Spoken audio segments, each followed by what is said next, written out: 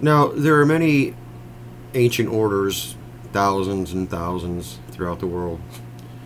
Most notably, the Freemasons, the Illuminati, and the Templars. Most people are aware of them. In this video, I'm going to be talking about a much older order that is still around today and still practicing. That order is called the Order of St. John. The only symbol that they're recognized by is the skull and crossbones, also associated with the skull and bonesman.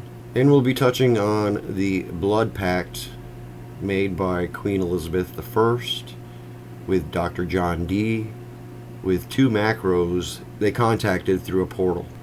Now, as Jesus was the archon of the new Piscean age, symbolized by the fish, John the Baptist was the herald that brought Jesus onto the world stage. So the cabal had to make an example of him. The ruling King Herod II, displeased with his wife, Herodias, was attracted to his stepdaughter, Salome, and asked her to dance for him, even offering to give her anything she desired. Hearing of this, Herodias convinced Salome to request the head and crossbones of John the Baptist, served on a silver plate. The symbolism of this sacrilegious execution was adopted by the cult of St. John and later the Illuminati and Skull and Bonesmen, all intricately connected. Flashing forward, we must remember that it doesn't matter what you or I think, the elites that control the world truly believe that they are the descendants, the bloodline of the fallen angels, the serpent line. David Icke made an entire career out of exposing the serpentine bloodlines. But in this video, to paint the picture that we're painting, we have to jump to Queen Elizabeth I, who took over the English House of York when she became queen and married her own cousin. Queen Elizabeth being a German Yid, an Ashkenazi to be more precise, and a master of high magic. The Queen's court magician was Dr. John Dee, who had a mysterious friend who claimed to have the Philosopher's Stone. The Queen employed Dr. Dee to open a portal and contact any multidimensional beings about a problem that they had. Being a descendant of the fallen angels, she and their ilk forever want to get off of this planet. And so initially she had hired Leonardo and Michelangelo to design many shuttles and rockets, one of which they actually sent up into space to see if it was actually possible to begin with. The shuttle bounced off of what's called the Stargate, although it's etheric in nature. It's something of an advanced laser technology. This is a grid that completely surrounds and encompasses both the Earth and the Moon, sealed below until the end of time. This laser grid was put in place to keep the fallen angels from escaping Earth by God's own angels.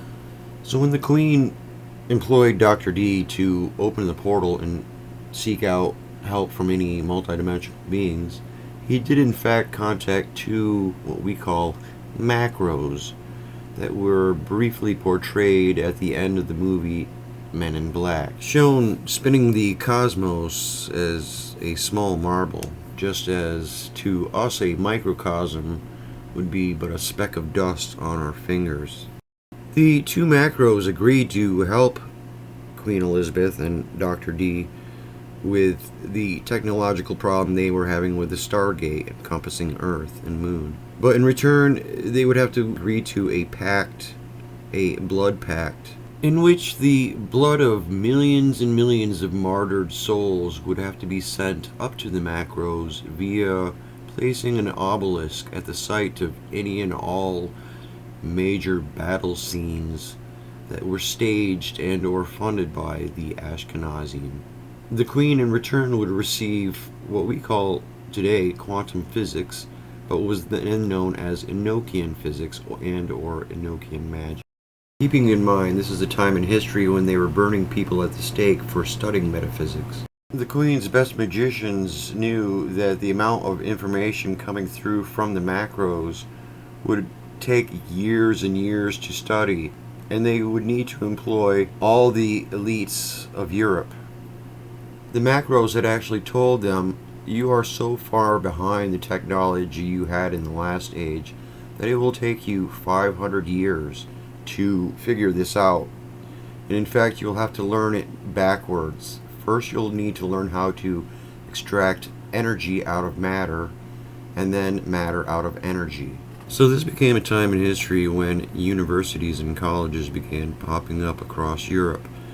Hyphenated, you get the actual meaning. They were universities, meant to collage all the best information for the elites.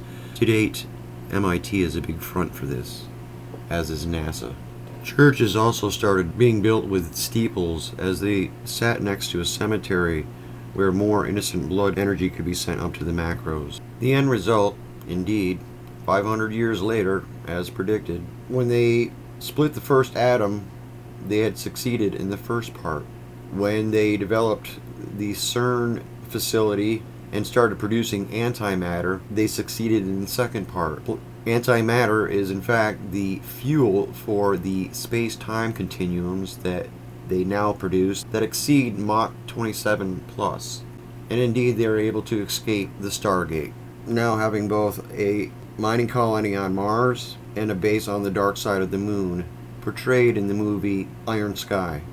Coincidentally to the Queen's blood pact with macros, there have been more wars in the last 500 years than in the previous 6,000 years combined.